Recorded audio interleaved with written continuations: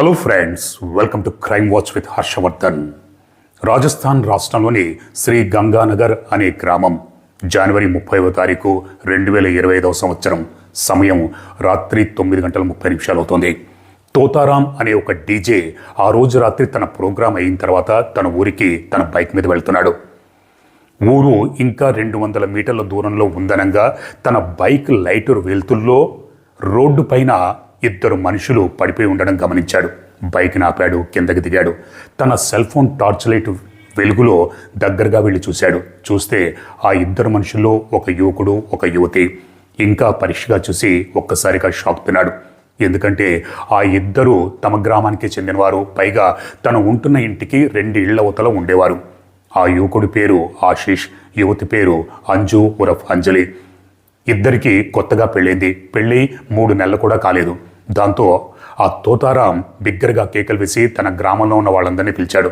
గ్రామంలో ఉన్న వాళ్ళందరూ ఉరుకులు పరుగుల మీద సంఘటనా స్థలానికి చేరుకున్నారు. ఆశీష్ని, అంజలిని ఇద్దరిని దగ్గరలో ఉన్న హాస్పిటల్కి తీసుకెళ్లారు. కానీ అప్పటికే ఆశీష్ చనిపోయాడని డాక్టర్లు డిక్లేర్ చేశారు. అంజలికి ట్రీట్మెంట్ జరుగుతోంది. ఈ లోపల పోలీసులకి సమాచారం అందింది. పోలీసులు హాస్పిటల్కి చేరుకున్నారు. కొద్దిసేపు అయిన తర్వాత అంజలి స్పృహలోకి వచ్చింది. ప్రత్యక్ష సాక్షి అయిన తోతారాంని పోలీసులు అడిగితే తోతారాం తాను చూసింది చెప్పాడు.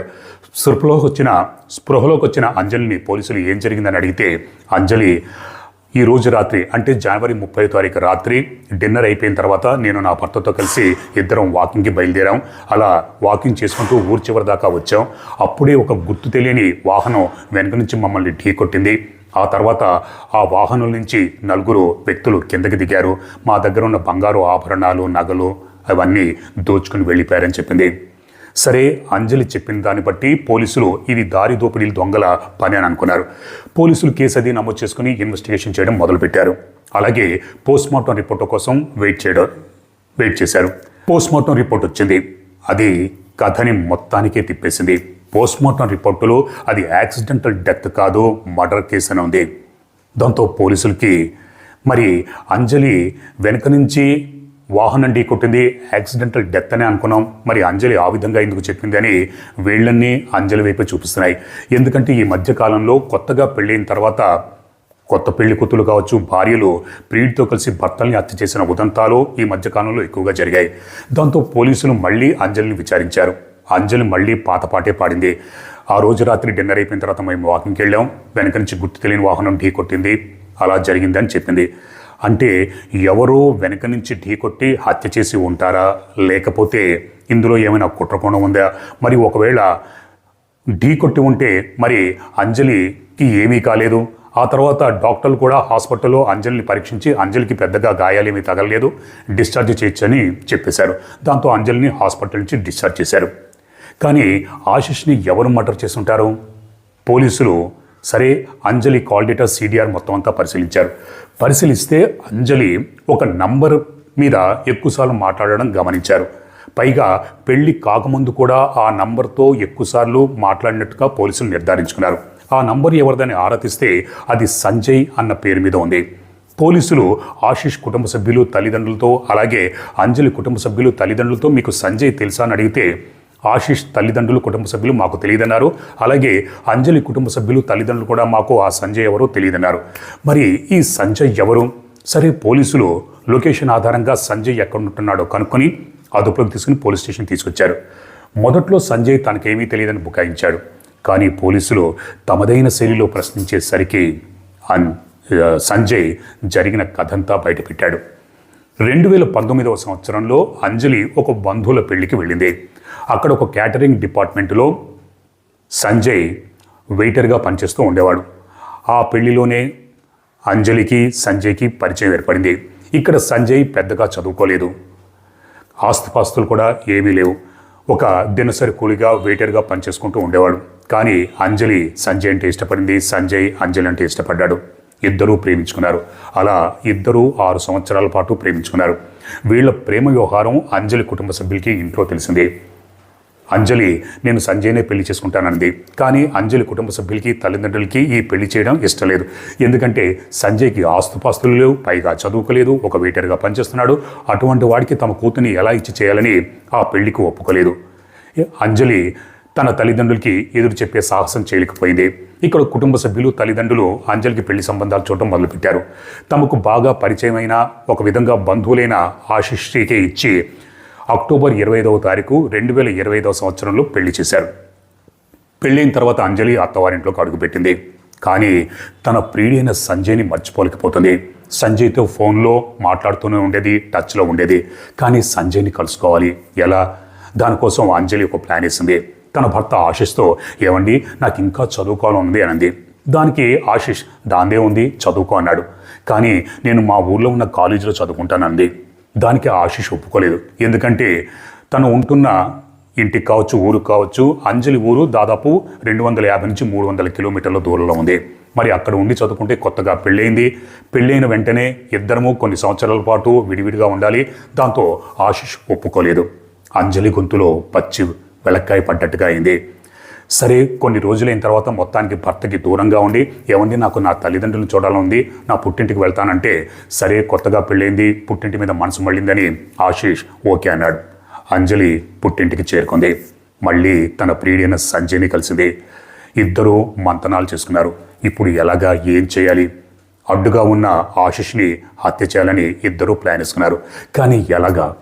హత్య చెయ్యాలి, కానీ చట్టానికి పోలీసులకి చిక్కకూడదు. అప్పుడు అంజలి ఒక విషయం చెప్పింది. తన ప్రియుడైన సంజయ్తో, ఆశిష్కి రాత్రి డిన్నర్ అయిన తర్వాత వాకింగ్ చేయడం అలవాటు, దాన్ని మనం ఉపయోగించుకుందాం అంది. దానికి సంజయ్ ఓకే అన్నాడు. సంజయ్ తన ఫ్రెండ్స్ని తన ప్లాన్లో భాగస్వామిని చేశాడు. ముహూర్తం జనవరి 30 తారీఖు పెట్టాలని అందరూ డిసైడ్ చేసుకున్నారు. అంజలి మళ్ళీ తన అత్తవారింటికి చేరుకుంది. ఇంటి పని, వంట పని చేసేది, అత్తమామల్ని, ఉంటున్న కుటుంబ సభ్యుల్ని అందరినీ బాగా చూసుకునేది. దాంతో అత్తమామలు తమ కోడలు ఎంత మంచిది, సుగుణవతి, గుణవతి, అందరికీ చక్కగా సేవలు చేస్తోంది అని మురిసిపోయారు. ఇక్కడ భర్త ఆశిష్ కూడా మంచి భార్య దొరికిందని మురిసిపోయాడు. కానీ ఎవ్వరికీ తెలియదు అంజలి మనసులో ఒక భయంకరమైన ప్లాన్ ఉందని. జనవరి 30 తారీఖు వచ్చింది. ఆ రోజు రాత్రి ఆశిష్ డిన్నర్ చేశాడు.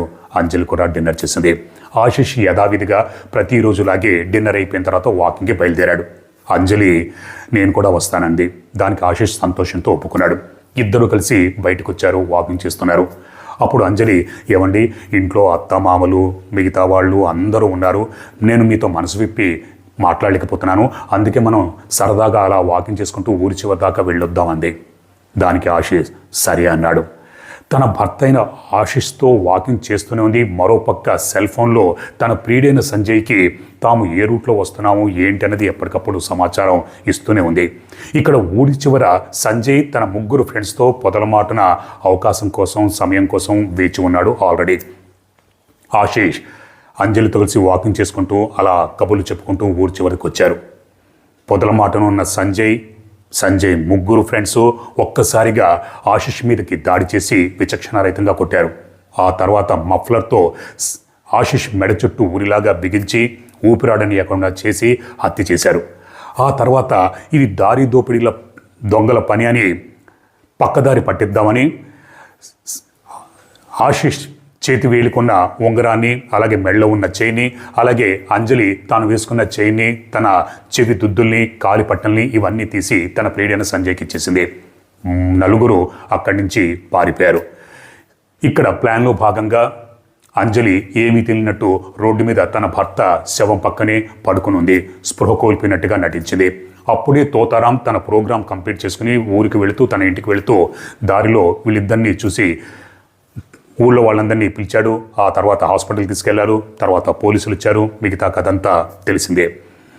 ఇదంతా విన్న పోలీసులు ప్రియుడు సంజయ్ని, అంజలిని ఇద్దరిని అదుపులోకి తీసుకున్నారు. వాళ్ళిద్దరి మీద కేసు అది నమోదు చేసి, అలాగే సహకరించిన 3 స్నేహితుల్ని వాళ్ళని కూడా అదుపులో తీసుకున్నారు. అందరి మీద కేసు నమోదు చేసి జైలుకు పంపించారు. ఈ సంఘటన తర్వాత ఆశిష్ తల్లిదండ్రులు దిగ్భ్రాంతికి, షాక్కి గురయ్యారు. ఇక్కడ అంజలికి అంతగా ఇష్టం లేకపోతే మరి పెళ్ళెందుకు చేసుకుంది? పెళ్లి చేసుకుని అభం శుభం తెలియని, అసలు ఈ కేసుతో ఎటువంటి సంబంధము లేని తమ కుమారుణ్ణి అనవసరంగా ఎందుకు పొట్టన పెట్టుకుంది, బలి తీసుకుంది, హత్య చేయించింది? పెళ్లి చేసుకోకుండా ఉంటే ఎంత బాగుండేదని బోరున విలపిస్తూ అంజలికి మరణశిక్ష విధించాలని డిమాండ్ చేస్తున్నారు. ఇక్కడ అంజలి కూడా తన తల్లిదండ్రులకి తాను ప్రేమించిన సంజయ్నే పెళ్లి చేసుకుంటానని తన తల్లిదండ్రులను ఒప్పించాల్సిందే. ఇక్కడ అంజలి తల్లిదండ్రులు కూడా తమ కూతురు ఎవరినో సంజయ్ని ప్రేమించింది. సరే, సంజయ్కి ఆస్తుపాస్తులు లేకపోయినా, పెద్దగా చదువు లేకపోయినా సరే, దినసరి కూలీగానో వెయిటర్గానో పనిచేసుకుంటున్నాడు, ఇష్టపడింది కాబట్టి ఇచ్చి పెళ్లి చేయాల్సింది. అంజలి కూడా తన తల్లిదండ్రుల్ని ఒప్పించే వరకు టైం కోసం వేచి చూడాల్సింది. కానీ తన తల్లిదండ్రులకి ఎదురు చెప్పలేక ఆశిష్ని పెళ్లి చేసుకుంది. పెళ్ళైన తర్వాత అనవసరంగా ప్రియుడితో కలిసి హత్య చేసింది. చివరికి సాధించింది ఏమీ లేదు. తాను ఎవరినైతే ప్రేమించిందో సంజయ్ని జీవితాంతం కలుసుకోలేదు. వీళ్ళకి మర్డర్ కేసు కాబట్టి సంజయ్కి అంజలికి జీవిత ఖైదు శిక్ష పడుతుంది. అదృష్టం బాగుంటే మరణశిక్ష కూడా పడే అవకాశాలు ఉన్నాయి. సరే, ఇక్కడ ఆశిష్ తల్లిదండ్రులు కూడా మరణశిక్ష పడాలని డిమాండ్ చేస్తున్నారు. కానీ మరణశిక్ష అమలయ్యేది ఎప్పుడు? లోయర్ కోర్టులో కేసు నడవాలి. లోయర్ కోర్టు విధించిన మరణశిక్షని హైకోర్టు తర్వాత సుప్రీంకోర్టు, ఆ తర్వాత రాష్ట్రపతి క్షమాపణ పిటిషను, ఇంకా ఇదంతా అయ్యేసరికి ఎంత లేదన్నా ఒక 20-30 సంవత్సరాలు టైం పడుతుంది. అది మనకందరికీ తెలిసిందే. బట్ చివరికి మరణశిక్ష పడి అది అమలవుతే మరి ఇటువంటి నేరాలు జరిగే ఆస్కారం ఉండదని మనందరం భావించవచ్చు. కానీ ఈ మధ్యకాలంలో ఇటువంటి కేసులు ఎక్కువగా జరుగుతున్నాయి. మనకందరికీ తెలిసే ఉంటుంది, మీకు అందరికీ తెలిసే ఉంటుంది. రాజా రఘువంశిని భార్య సోనం పెళ్ళైన దగ్గర ఒక 10-12 రోజుల్లోనే హనీమూన్ కని తీసుకువెళ్ళి ఏ విధంగా హత్య చేసిందో మనకందరికీ తెలిసిందే. అదేవిధంగా మీరట్లో కూడా ముస్కాన్ తన ప్రియుడితో కలిసి తన భర్తని హత్య చేసింది. అలాగే మరికొంతమంది పెళ్ళైన కొద్ది రోజులకే ప్రియుడితో కలిసి భర్తల్ని హత్య చేస్తున్న ఉదంతాలు ఈ విధంగా జరుగుతూ ఉండడం నిజంగా ఆందోళన కలిగించే విషయమే. కానీ ఇన్ని జరుగుతున్నా కూడా వీళ్ళెవరికి బుద్ధి ఎందుకు రావటం లేదో అర్థం కావట్లేదు. ఎందుకంటే హత్యలవి చేసేస్తున్నారు, ప్లాన్లు వేసుకుంటున్నారు. కానీ చివరికి చట్టానికి పోలీసులకి చిక్కుతాము. గతంలో జరిగిన ఈ కేసులో రాజా రఘువంశీది కావచ్చు, లేకపోతే మీరట్లో జరిగిన ముస్కాన్ కేసు కావచ్చు, మరి కేసుల్లో హత్యలు చేసిన తర్వాత ఇమీడియట్గా పోలీసులకి పట్టుబడ్డారన్న స్పృహ వీళ్ళకి ఎందుకు ఉండట్లేదా? తెలియక చేస్తున్నారా? తెలిసి కూడా చట్టం నుంచి పోలీసుల నుంచి తప్పించుకోవచ్చు అన్న ధీమాతో చేస్తున్నారా అనేది అర్థం కావట్లేదు. కానీ చట్టం నుంచి పోలీసుల నుంచి తప్పించుకోవడం అంత ఈజీ కాదు. చివరికి చట్టానికి పోలీసులకి చిక్కక తప్పదు. జైల్లో జీవితాంతం లేదా మరణశిక్షకి గురవ్వక తప్పదు. మరి మీ అభిప్రాయాలు ఏంటో కామెంట్స్ రూపంలో నాకు తప్పకుండా తెలియజేయండి. మరో నిజమైన క్రైమ్ స్టోరీతో నేను మళ్ళీ మీ ముందుంటాను. అప్పటిదాకా మీరు, మీ కుటుంబ సభ్యులు క్షేమంగా, సురక్షితంగా, అప్రమత్తంగా ఉండాలని కోరుకుంటూ మీ హర్షవర్ధన్.